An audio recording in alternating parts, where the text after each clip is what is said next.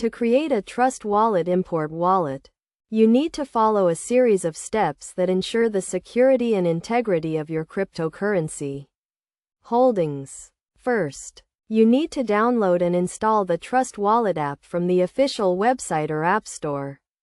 This will provide you with a secure and reliable platform to manage your digital assets.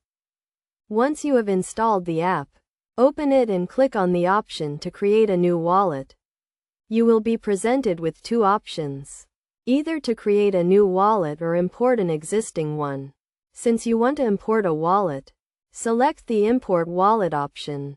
To import a wallet, you will need your recovery phrase, also known as your seed phrase. This is a list of words that were generated when you created your wallet and is used to restore your wallet on a new device.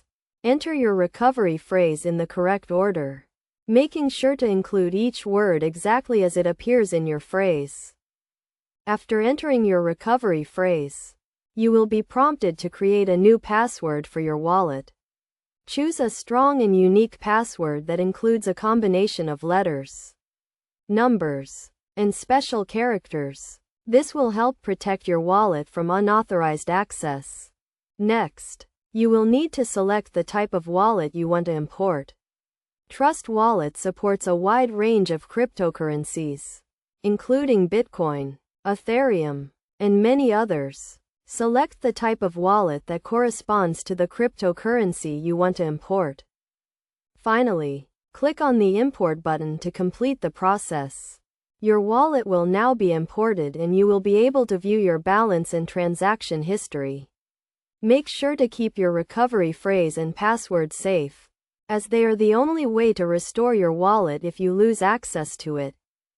It is also important to note that you should never share your recovery phrase or password with anyone, as this can compromise the security of your wallet.